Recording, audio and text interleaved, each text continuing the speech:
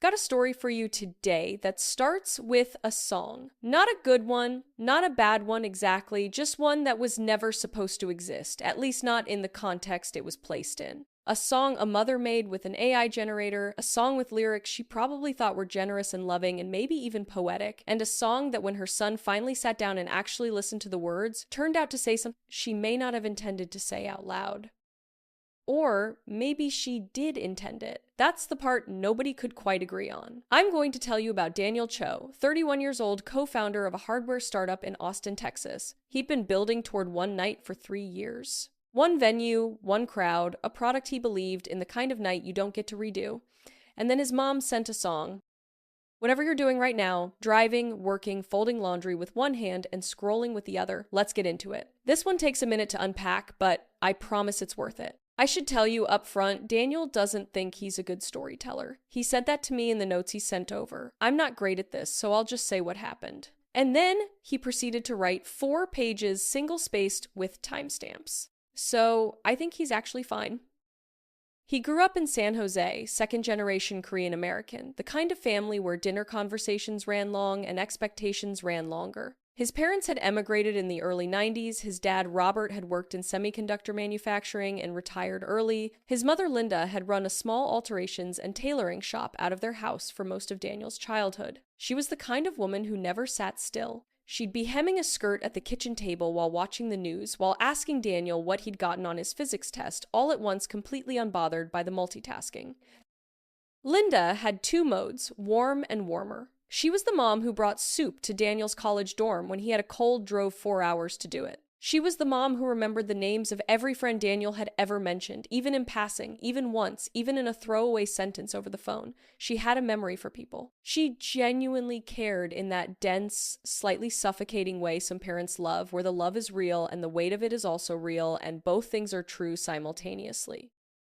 She was also, Daniel said, someone for whom love and ownership had never been fully separated. Not in a cruel way. Not in a way you could point to and call abusive. More in the way that certain people express love by claiming authorship of the people they love. The way a sentence like "I made you who you are" can be meant as a compliment and land as a tax.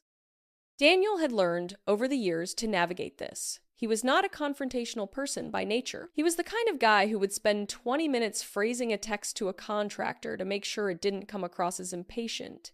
He was thoughtful, maybe overly so. His co-founder Priya, who had been his girlfriend since grad school and who he'd proposed to 8 months ago, described him as someone who would rather disassemble a problem quietly than detonate it loudly. That is, she said, both his best quality and the thing that occasionally drives her absolutely insane. Priya Nair, 30 years old, had a PhD in electrical engineering from UT Austin. She was the CTO of their company, a hardware startup called Drift, which built a consumer sleep tracking device, a small clip-on sensor that attached to your pillow and connected to an app that monitored sleep cycles, breathing, patterns, and heart rate variability without requiring a wristband or a chest strap. The pitch was simple, the most accurate sleep tracker you never have to remember to wear.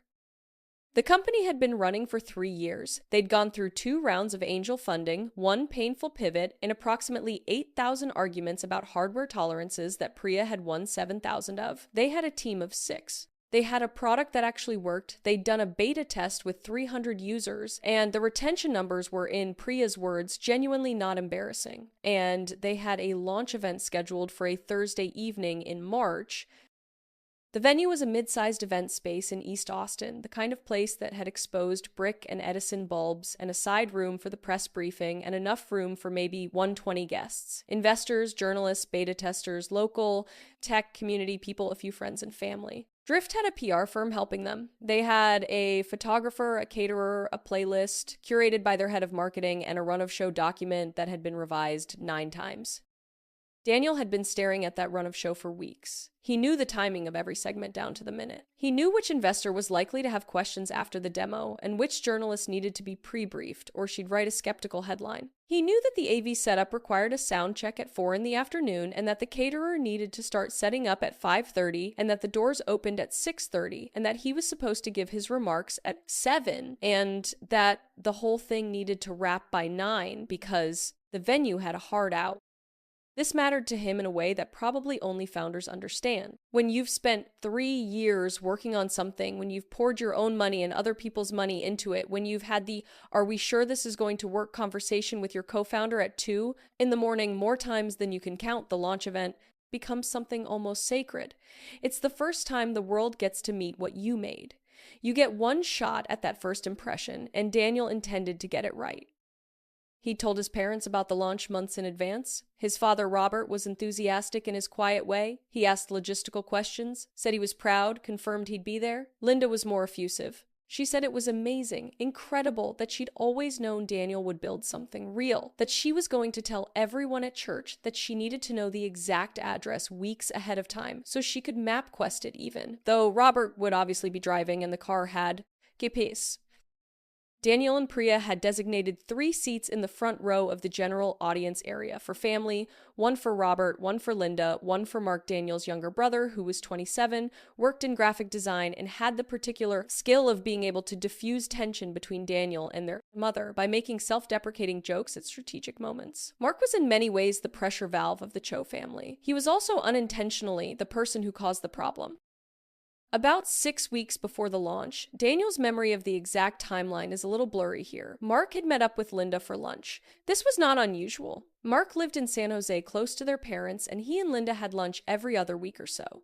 At some point during the meal, the conversation turned to the launch event, and Mark mentioned, probably offhandedly, probably without thinking much about it, that the venue had a sound system, that there would be music playing before the remarks, and that the run of show included a little moment early on where they played an ambient track to set the mood. He mentioned this because he thought it was cool. He wasn't Daniel stressed trying to do anything. Mark just talks. It's how he is. But Linda heard it and filed it away. 2 weeks later, Daniel got a text from Mark that said, "Hey, so Mom mentioned something about wanting to play music at your launch, and I think she's been working on something, just a heads up. I don't know the details." Daniel read it, felt a vague unease he couldn't immediately identify, and replied, "Okay, I'll talk to her." He didn't talk to her. He got busy. The week after that text was the week they had a manufacturing delay on the hardware shipment, and then it was the week they were finalizing the investor confirmations. And then somehow 4 weeks passed, and it was 2 weeks before the launch, and Daniel still hadn't called his mother. He would later describe this as his first mistake. Not the biggest mistake of this whole situation, but the one that let the situation develop legs. Linda, meanwhile, had not been idle. Linda Cho had discovered AI music generation tools approximately 1 year prior through a Facebook group for women over 55 who were interested in technology. She'd been making little songs as gifts. She'd made one for her sister's birthday, one for a friend's retirement party, and one for Mark's apartment warming that Mark had described as sweet but haunting. She liked the tools because she could type in what she wanted to say, and the AI would generate lyrics and music, and she could adjust the style and tone and length, and at the end she had a song that was, in her words, personal. She had decided without consulting Daniel to make him a launch song. In her mind, this was a gift. A mother's gift to her son on the biggest professional day of his life. A way of being present beyond just sitting in a chair in the audience. She'd spent, she later said, about 12 hours total on the process, adjusting the lyrics, changing the melody style, going back and refining the words to get them right. The song was 2 minutes and 40 seconds long. It was in the style of an inspirational pop ballad, the kind of thing you might hear at the end of a montage in a movie about someone overcoming adversity. Soft piano, a gentle synthetic string section, a female AI voice that hit the emotional beats with the kind of precise calibration that AI music tends to have technically correct, slightly unreal. Daniel didn't know any of this yet. What he knew was that 12 days before the launch, his mother called him on a Sunday afternoon and said she had a gift for him. "That's really thoughtful, Mom," he said. He was half distracted. He was eating lunch while reviewing a document on his laptop, and the conversation felt low stakes to him at first. "What kind of gift?" "A song," she said. "I made it for you for your launch event. I want to play it at the beginning when people are coming in, just to set the mood and to say that we're proud of you. As a family." Something in Daniel's chest went slightly tight. Not alarm exactly. More like the feeling of recognizing a familiar shape from a distance. "Mom, the event has a playlist," he said carefully. "It's all been organized already. The PR firm worked on it." "I know, but this is special," she said. "This is a mother's gift to her son. You can't just have generic music. This is a personal thing." He tried to explain as gently as he could that the run of show was locked, That changing the audio program at this stage would mean coordinating with the AV team, with the venue, with the PR firm, that the event had a specific tone they were going for, and he needed everything to be consistent. He said he was incredibly touched that she'd made something and that he'd absolutely love to hear it, just not in this context. Linda was quiet for a moment. Then she said, "I spent a lot of time on this, Daniel." "I know, Mom, and I appreciate that so much." "No, I spent a lot of time. Weeks. Because I wanted it to be right. Because this is a big moment, and I wanted to give you something." He told her again more firmly this time that it wasn't about the quality of the song or how much time she'd put in. The event program was finalized. He couldn't make changes. There was another pause. "What about at the end?" she said. Could they play it at the end when people are leaving? He felt himself softening slightly because there was a real vulnerability in that counter-offer, the sound of someone revising in real time trying to find a way. But the answer was still no. The playlist at the end was also preset and also mattered because that was the final thing attendees would carry away from the night. He tried to suggest an alternative. What if she played the song at a family dinner the week before? Or what if he put it on his phone and they listened to it together with the family, just them, somewhere private and meaningful? He said he actually wanted to hear it. He meant it. "But I made it for the launch," she said. Her voice had shifted. Not angry, more like genuinely confused the way you sound when the map and the territory don't match. "I made it for that specific thing. That was the point of it." He understood then that the song had never really been a flexible gift. It had been built for one venue.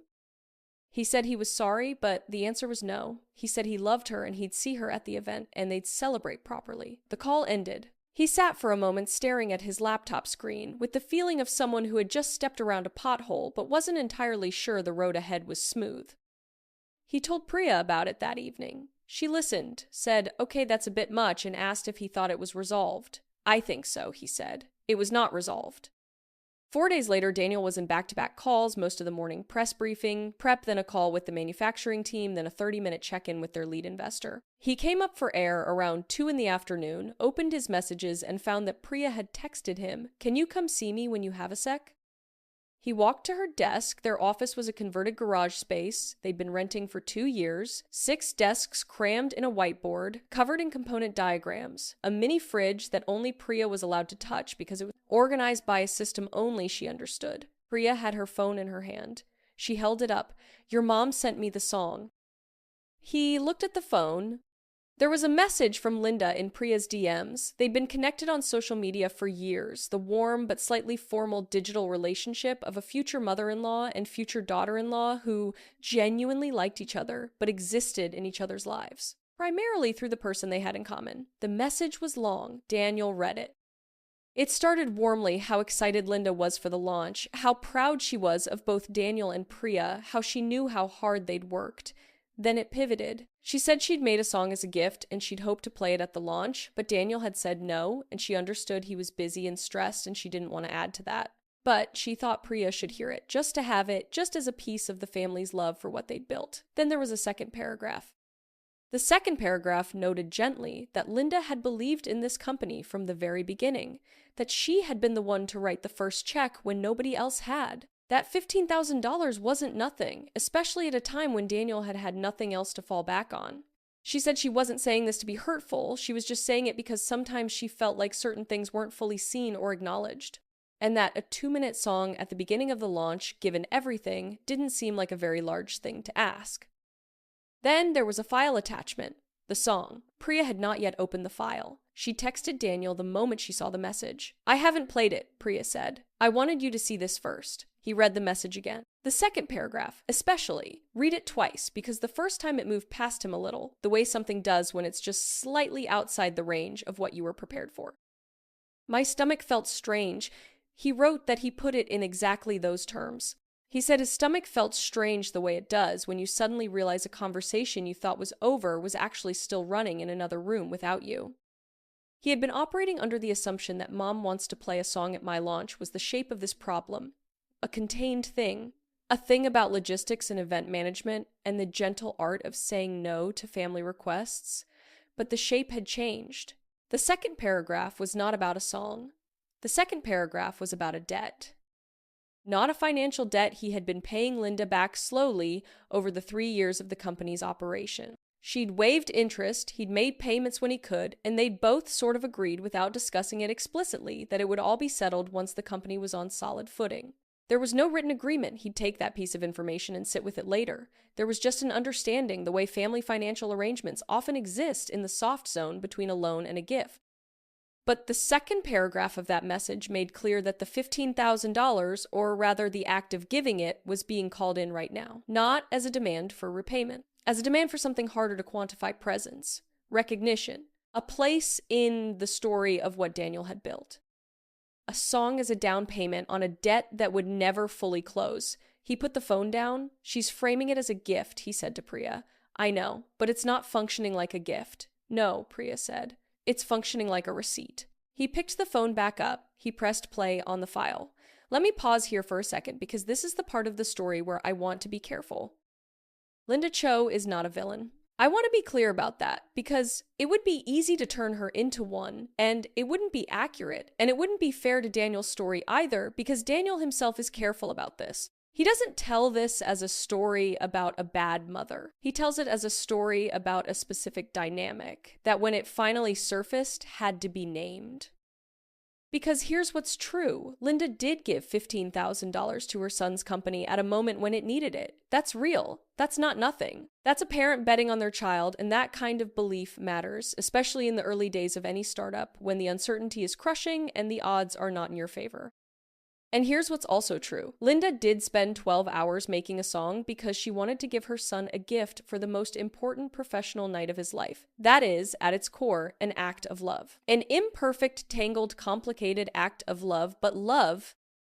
The problem isn't that she wanted to be part of the night. The problem isn't even that she asked to play the song. Parents want to be seen in their children's achievements. That's human. That's normal. That's something most people who've had parents who cared about them understand instinctively. The problem is, what happened when the answer was no? Because here's the thing about a gift. A gift isn't a gift if it comes with a conditional clause. A gift isn't a gift if its rejection requires an explanation that includes a reference to how much money changed hands 3 years ago. A gift isn't a gift if the only acceptable form of acceptance is a specific public, one on a specific stage in front of a specific audience. At that point, the gift is a transaction, maybe an unconscious one, maybe well-intentioned, but a transaction. And Daniel sitting in his converted garage office listening to a 2-minute AI-generated ballad his mother had made for him was about to discover that this particular transaction had fine print. He listened to the whole song. It was technically fine. The production quality was what you'd expect from a consumer AI music tool, smooth enough, a little uncanny, in the way all AI-generated music is uncanny, like a photograph taken through slightly imperfect glass. The melody was pleasant. The female voice hit its notes cleanly. And the lyrics. He listened to the lyrics carefully. Then he listened again. And then he sat very still for a moment because the lyrics were not as he had imagined they might be a celebration of what he'd built. They were not primarily about the product or the company or the journey of starting something from nothing. They were about Linda. Not explicitly, not clumsily. The lyrics were in their way sophisticated in the same way that a lot of emotionally loaded communications are sophisticated. They said one thing on the surface and meant another thing underneath, and the underneath meaning only became visible when you held the whole thing up to the light. The first verse was about roots. About where things come from, about how every great thing begins in a smaller thing, in a seed, in a foundation, in a first act of faith. Beautiful taken on its own, genuinely fine. The chorus was where it shifted. The chorus had a repeated phrase, from my hands to yours. And the verse leading into the chorus made clear what my hands referred to someone who had stayed up, who had believed, who had given everything, who had made this possible with her sacrifice and her love. The bridge was about letting go. Specifically about the difficulty of letting go, about how you build something and you pour your life into it and then you have to watch it walk away and become something separate from you. And it's hard and it hurts and the love doesn't stop just because the thing you made is now its own. The final verse circled back to roots, to the idea that no matter how far you go, you come from somewhere and that somewhere lives in you always and you should never forget it. The last line of the song, sung softly over a swelling string section, was, "Remember my love, you are still mine." Daniel stared at his phone. He played the last line again. "Remember my love, you are still mine." He looked up at Priya. "Play it again," she said. She'd been listening over his shoulder. He played it again from the beginning, this time both of them listening together. When it ended, they sat in silence for a few seconds. She wants to play this, Priya said at a product launch. Yeah, for a company you co-founded, that we built together. Yeah. Priya was quiet for a moment, doing what she always did when processing something, which was to look at a fixed point in the middle distance and become extremely still. Okay, she said finally, so the song isn't about your launch? No, the song is about her. The song is about, Daniel paused. He was choosing his words the way he always did. The song is about a version of the story where she's the origin point. Right. Priya nodded slowly, and she wants to play it at the launch, in front of the investors, in front of the press, and the beta testers, and our team. So everyone who came to see what you and I built, Priya said, would start the night listening to a song about how your mother built you. He didn't answer because the answer was yes, and saying it out loud made something click into place with an unpleasant definitiveness. The song wasn't a gift. The song was a narrative that placed Linda Cho at the center of the origin story of Drift, at the launch event where that origin story would first be told publicly. A narrative that, if it had been played as she'd wanted, would have framed everything that followed the product demo. The investor remarks Daniel's own words about what the company was and what it meant in the context of her sacrifice and her claim. From my hands to yours. Remember, my love, you are still mine. Not, I'm proud of you. Not, look what you made. I made you. You are still mine. The dramatic irony that nobody in that room would have had the context to catch nobody except Daniel and Priya was the fact that the song was ostensibly about letting go while functionally being about not letting go at all. The bridge, the most emotional part, the part that would have had people in the audience feeling something warm and parental and nostalgic, was explicitly about how hard it is to release something you built. A song about releasing deployed as an act of holding on. He understood in that moment why the alternatives he'd offered hadn't worked. Playing it at a family dinner, listening to it together privately, those didn't work because the point was never the song itself. The point was the room. The specific room with the specific audience on the specific night when Daniel's story was going to be told for the first time. She didn't want him to hear the song. She wanted the investors to hear the song. She wanted the journalists to hear the song. She wanted the people in that room who would go home and remember what Drift was and where it came from to have spent the first 2 minutes of their evening absorbing a very specific claim about where it came from. So Priya said, "What are we going to do?" Daniel said. "I need to call Mark." He called Mark that evening. Mark picked up on the second ring and immediately said, "Is this about Mom and the song?" "Yeah." "I heard from her today," Mark said. She seemed... He paused in the way Mark always paused when he was trying to describe Linda charitably. She seemed like she felt like her feelings weren't being considered. "I know." "She mentioned the loan." "Yeah, she mentioned the loan to Priya too." "Ah," another pause. "She sent Priya the song. And the message about the loan?" "Yeah, okay." He could hear Mark exhaling. "Okay, I didn't know about that part." "Mark, I need you to listen to the song." "The what?" "The song. She made a song and she sent it to Priya, and I need you to listen to it and tell me what you hear." There was a long pause. "That feels like you're setting something up," Mark said. "I'm not setting anything up," Daniel said. "I just need to know if I'm reading this right, because it's my mom, and I can't fully trust my own read on it, and Priya can't fully trust her read on it because I need someone else." Mark understood this. He was quiet for a second, then said, "Forward it to me." Daniel sent him the file. He waited. 3 minutes later, his phone rang. Mark said, "Play the last line again." "Daniel, which one?" "Mark, you know which one." He played it. "Remember, my love, you are still mine." Mark was quiet. "She wants to play this at your launch," Mark said. It was not a question. "Yeah." "At the part where people are coming in?" "Yeah." So the first thing any of those investors would hear walking through the door is, "Yeah." Mark made a noise that Daniel described as somewhere between a sigh and something he couldn't print. Then he said, "Okay, I see it. Do you think I'm wrong?" Mark was quiet for a long time. "No," he said finally. "I don't think you're wrong. I think she probably didn't sit down and plan this strategically. I don't think she thought through what the lyrics were communicating from the outside. I think she felt something and she put the feeling into the tool, and the tool gave her lyrics that reflected the feeling, and the feeling was complicated. She wrote the lyrics, she input prompts, which the AI expanded. The AI doesn't add 'you are still mine' on its own." A pause. "No," Mark said. "That came from somewhere." They sat with that for a moment. "What do I do?" Daniel asked. Mark said, "I think you have to talk to her, and I think you might need to show her what the song actually says. Not what she thinks it says. You think she doesn't know what it says." "I think she might be surprised," Mark said carefully, "by how it sounds to someone who's not her."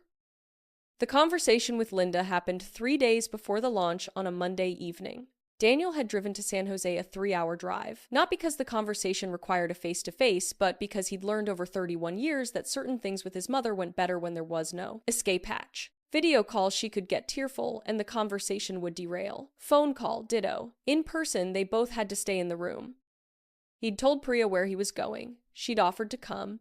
He'd said he needed to do this one alone. His father was out at dinner with an old colleague, conveniently, that Daniel may or may not have mentioned to Mark, who may or may not have mentioned it to Robert, but that's a whole nother thread. Linda made tea without asking him if he wanted tea. This was characteristic. She sat across from him at the kitchen table and looked at him with the particular expression she had when she knew a hard conversation was coming and she was preparing to endure it with dignity. "I know you're going to talk to me about the song," she said. "Yeah. I know you're going to say no again. I need to say something else first," he said. "I need you to listen to the song with me." She looked surprised. "I know the song. I made it." "I know you did. I want us to listen to it together." He could see her recalibrating. This was not the shape of conversation she'd been preparing for. She'd been ready for no, and the negotiation around no. She'd been ready to re-raise the $15,000 if she needed to. Ready to talk about what sacrifice looks like, and what acknowledgement looks like, and what a mother's role in her son's story should be. She had not been ready for him to take out his phone and press play, but she let him. They listened together. When the chorus came from "My Hands to Yours," Daniel watched his mother's face. She was listening with the expression of someone who loved the thing they were hearing, who had made the thing they were hearing, who was having the experience of hearing a piece of their own love reflected back to them. When the bridge came, the part about letting go about the difficulty of releasing something you made, he saw something else cross her face. A kind of private emotion, something genuine, something he recognized from years of knowing her. She wasn't performing that feeling. That feeling was real. And then the final line, "Remember my love, you are still mine." He stopped the playback. He looked at her. "Mom," he said, "what does that last line mean?" She looked at him. "It means I love you." "Okay." He was careful. "What else does it mean?" "It means," she paused, her brow furrowed very slightly, "it means you come from me. It means you're my son always." And if someone who didn't know us heard that line, he said, what would they think it was saying? She was quiet. He said, if an investor hears that line while they're walking into a product launch, someone who has no context, who just arrived, who's there to evaluate a company and a founder, what is that last line telling them about where the company came from? "It's a song," she said. "It's emotional. People don't analyze song lyrics at events." "People absolutely analyze song lyrics at events," he said gently. "That's why events have curated music. The music tells you something. It sets a frame." She said nothing. He said, "The song is about you. It's about both of us. It's about your role in what I built." He kept his voice very even. "And I understand why that role feels important to you. It is important. The loan mattered, Mom. That money was a real thing that helped build something real.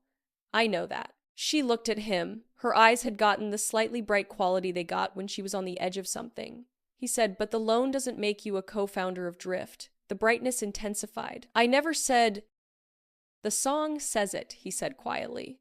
"Not in those words. But when you play that song at the launch of my company in front of people who are forming their first impression of what this company is and who built it, the song is saying something about where Drift came from. And what it's saying is that it came from you." She was quiet for a long time. "That's not what I meant," she said finally. "I know," he said. "I don't think you meant it consciously. But when I listened to it, when Priya listened to it, when Mark listened to it, we all heard the same thing." He paused.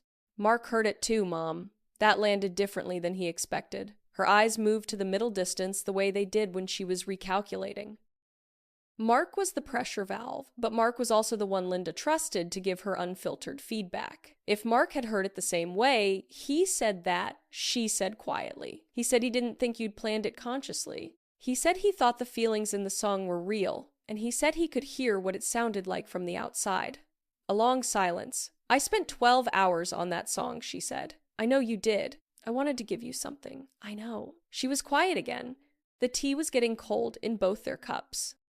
"The message you sent, Priya," he said. He said it carefully, the way you set something fragile down on a table. "The part about the $15,000. She looked at him. "I didn't mean," she started. "I know you didn't mean it as a demand," he said. "But that's how it landed. To Priya. And to me," he kept his voice level, kept it quiet. "When you say I gave $15,000 and I'm asking for this one thing, even if that's not the intent, it sounds like the loan has a condition attached to it. One that wasn't there when you made it." She looked down at the table.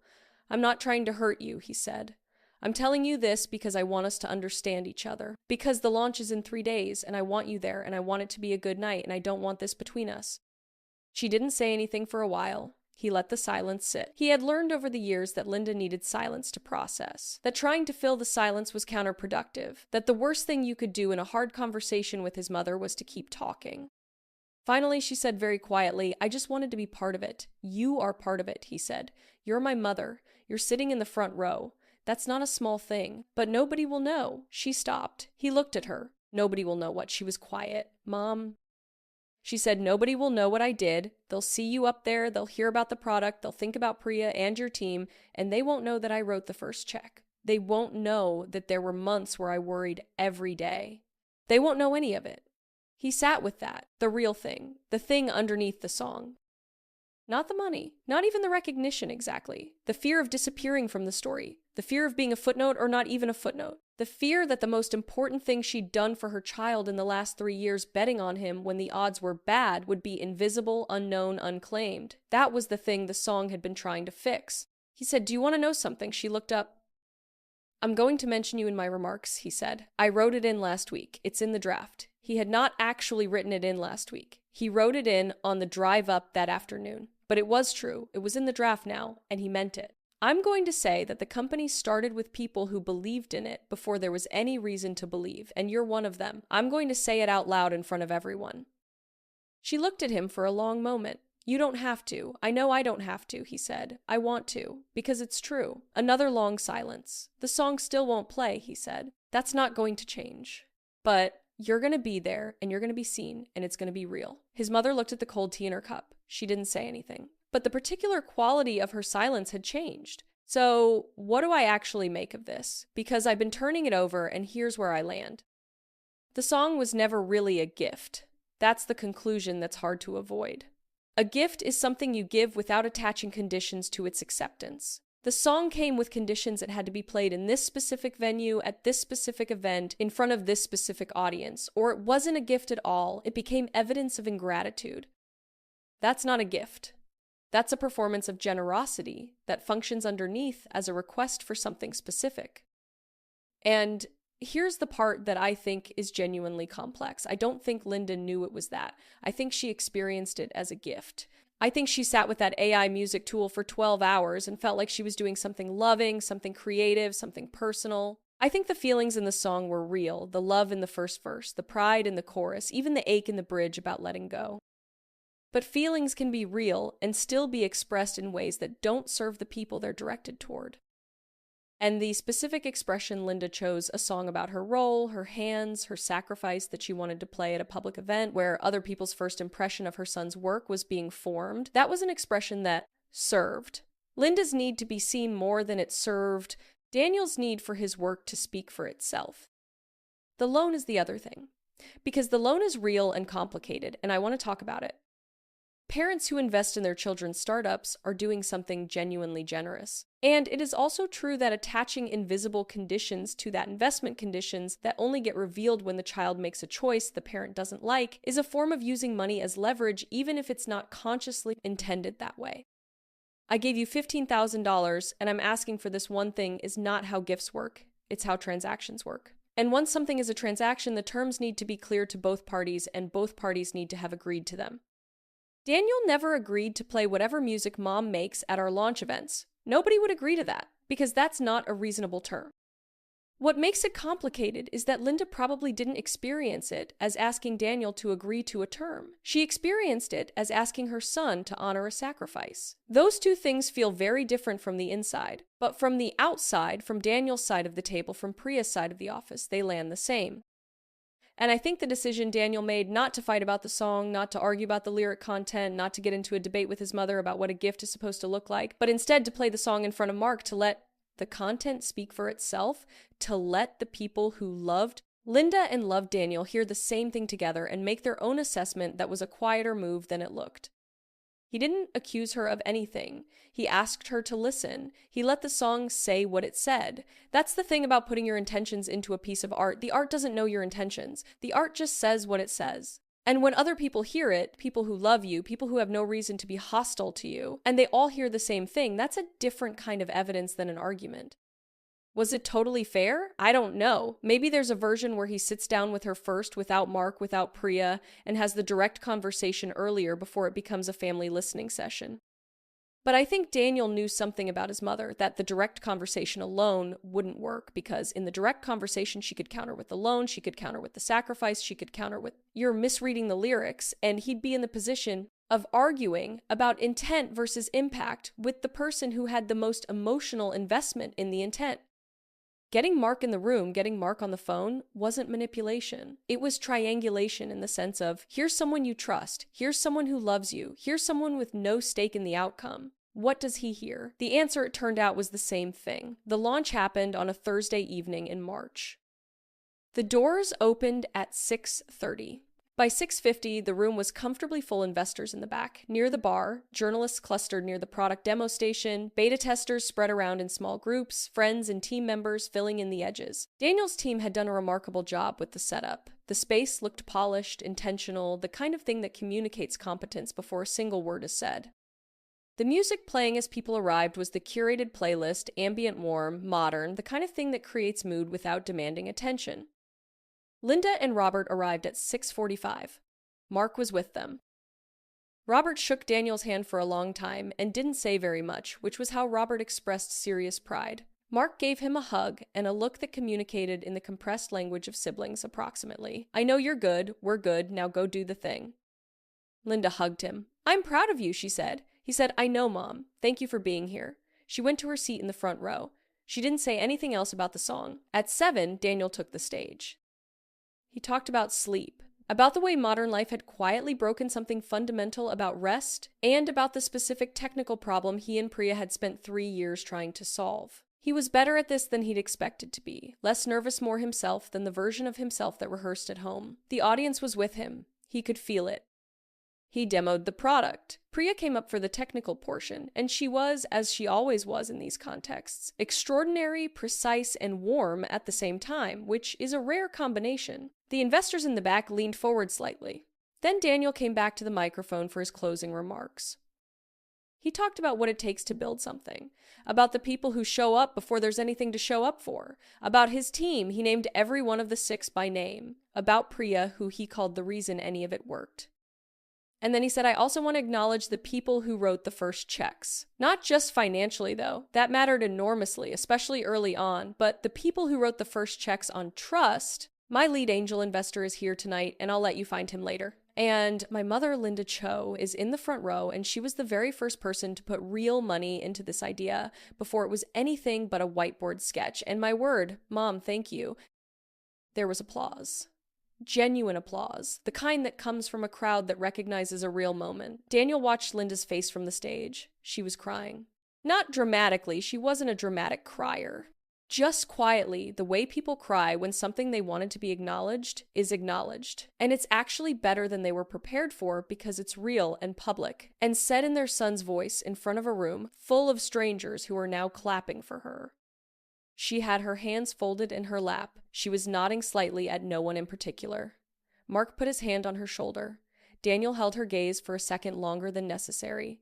Then he moved on. The event wrapped at 8:50. 10 minutes early, which never happens. 3 weeks after the launch, Daniel did something he hadn't fully planned, but found himself doing on a Sunday morning. He calculated the remaining balance of what he owed his mother on the loan. It was $11,000. He'd paid back $4,000 over 3 years irregularly, in increments that felt meaningful, but weren't on any schedule. He transferred the full $11,000 to his parents' account with a note that said, "Paying this off early. Thank you for believing first. Love, Daniel." He didn't make a production of it. He sent it and then made coffee and didn't think about it again until Linda called him that afternoon. She was quiet on the phone, more quiet than usual. "You didn't have to do this now," she said. "I know," he said. "I wanted to." Another pause. "Are you angry with me?" she asked. He thought about it honestly the way he always did. "No," he said. "Not anymore. I was frustrated for a little while. But I think we said what we needed to say." She said, "I don't think I realized with the song. I don't think I understood what it was saying until Mark explained it to me. It's okay. "It's not entirely okay," she said. "I shouldn't have sent it to Priya with that message." That wasn't right. He was a little surprised. His mother didn't often volunteer fault outright. "I appreciate you saying that," he said. "I'll call Priya," she said. "You don't have to. I want to," she said. "I want to call her." She did 2 days later. Priya told Daniel it was a short call, warm, slightly awkward in the way those calls always are, and that Linda had apologized for overstepping, and that they'd spent most of the remaining time talking about the launch and how well it had gone, and when the product was going to be available for pre-order. "She asked if I was going to wear white at the wedding," Priya said afterward, a small smile at the corner of her mouth. Classic redirect. "What did you say?" I said, "Probably not." She seemed pleased. The relationship didn't go back to exactly what it had been before. That's not how these things work. Something had been named, and naming things changes them, sometimes for the worse, sometimes for better, occasionally, for both simultaneously.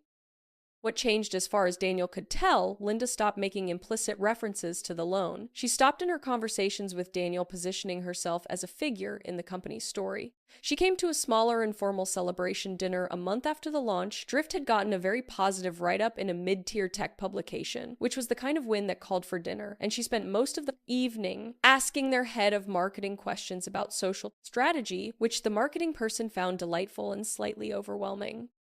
She did not, to Daniel's knowledge, make another song, or if she did, she kept it to herself. The company, for what it's worth, was doing well. Pre-orders had been strong enough that they moved their full production timeline up by 6 weeks. Priya was in ongoing conversations with a Series A lead. And Daniel, who was not, as he said, a good storyteller nonetheless, managed to tell the story of the launch in a way that satisfied the most important audience, the room full of people who needed to believe in what he'd built. He and Priya set their wedding date for October. Linda was asked to speak. She said yes immediately. She did not mention that she had a song prepared, but Daniel felt quietly fairly sure that she did. I think about the bridge of that song sometimes. The part about letting go.